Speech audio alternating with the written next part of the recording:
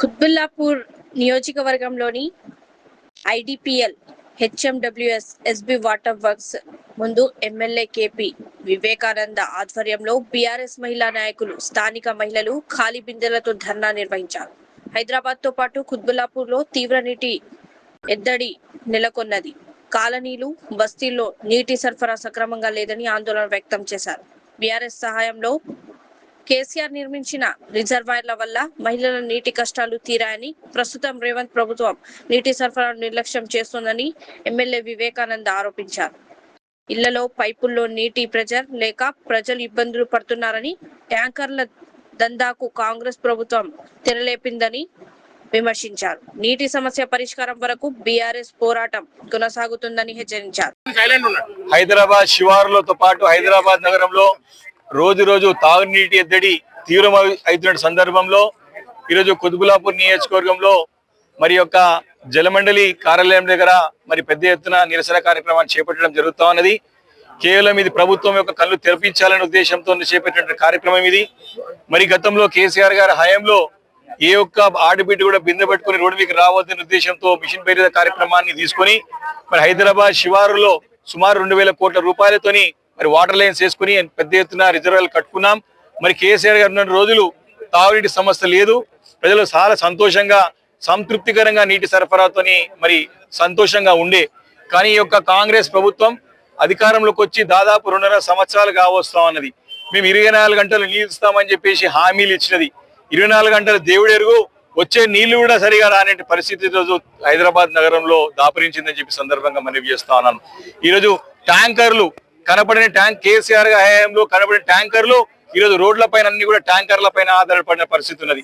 తాగునీరు కావాలంటే చాలా బస్తీల్లో, చాలా కాలనీలో ట్యాంకర్లు బుక్ చేసుకునే ట్యాంకర్లతో నీళ్లు తాగేటువంటి ఒక దుర్భర పరిస్థితి ఏర్పడతాం. కారణం ఈ యొక్క అసమర్థ పాలనలో రేవంత్ రెడ్డి గారి యొక్క అసమర్థతతోని మరి ఈ యొక్క సందర్భం దాపురించిందని చెప్పి సందర్భంగా మనవి చేస్తున్నాను. ముఖ్యమంత్రి గారు పదే పగటి కలలు అంటా ఉన్నాడు. ముఖ్యమంత్రి గారు లేని ఫోర్త్ సిటీ గురించి ఆలోచన చేసుకుంటూ, లేని ఫోర్త్ సిటీ అని చెప్పుకుంటూ, ఫ్యూచర్ సిటీ అనుకుంటూ, పగటి కలలు అనుకుంటూ అక్కడ ఒక మనిషి లేడు, ఒక ఇల్లు లేదు, ఒక ముంగిలి లేదు, ఒక వాడ లేదు, ఒక ఊరు లేదు, ఒక బడి లేదు, ఒక గుడి లేని ప్రాంతానికి నేను మెట్రో రైలు తీసుకుపోతాను, హెలికాప్టర్ తీసుకుపోతాను, వాడికి పెద్ద నగరం సృష్టిస్తానని చెప్పేసి గాల్లో మేడలు కడుతూ మరి పగటి కలలు అంటూ కాలయాపన చేస్తా ఉన్నాడు.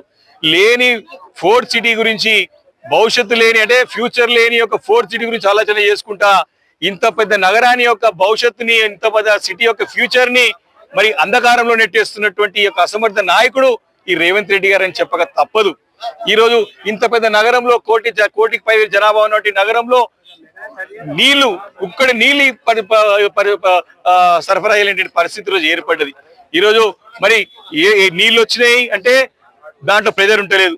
అదే విధంగా ఈ జలమండలి కార్యాలయంలో సీవరేజ్ బోర్డులో కూడా రూపాయి నిధులు లేవు. ఈ యొక్క బోర్డు అంతా కూడా మరి పూర్తిగా నష్టంలో కూరుకుపోయినది. ఈ యొక్క బోర్డుని కాపాడుకోవాల్సిన బాధ్యత ప్రభుత్వం పైన ఉన్నది. మరి 3 సంవత్సరాల దగ్గరగా వస్తున్నది, రూపాయి నిధులు ఇచ్చింది లేదు. 3 బడ్జెట్లు అయినాయి. 3 బడ్జెట్లో హైదరాబాద్ నగరానికి కేటాయించింది శూన్యం. ఒక రూపాయి కూడా కేటాయించలేక, కొత్త ప్రాజెక్ట్ తీసుకురాలేక హైదరాబాద్ ప్రజలకు దాహార్తి తీర్చడంలో ఘోరంగా విఫలమైంది ప్రభుత్వం అని చెప్పి సందర్భంగా మనవి చేస్తున్నాను.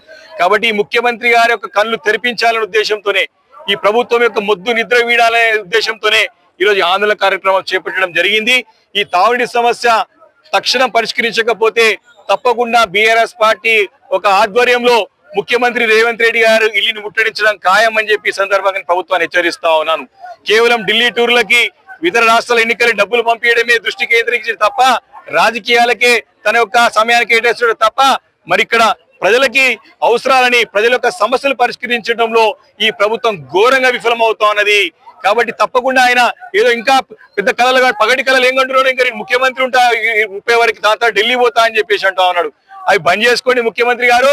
ప్రజలు మీకు గుణపాఠం చెప్పడానికి, మీరు చేస్తున్నటువంటి ఈ యొక్క ప్రజా వ్యతిరేక కార్యక్రమాలను ఎండగట్టడానికి, మీకు గుణపాఠం చెప్పడానికి ప్రజలు సిద్ధంగా ఉన్నారని చెప్పి తెలియజేసుకుంటూ, మరి మన కేసీఆర్ గారు మంచి నీటి సరఫరా మరి సంతృప్తికరంగా చేసుకుని ఈ రోజు బాధాకరమైన పరిస్థితులు నెట్టినందుకు మేము నిరసనగా చేపట్టిన కార్యక్రమాన్ని తప్పకుండా ఇంకా పెద్ద ఎత్తున ఆందోళన ఉధృతమైనటువంటి ఆందోళన కార్యక్రమాలు చేపడతాం.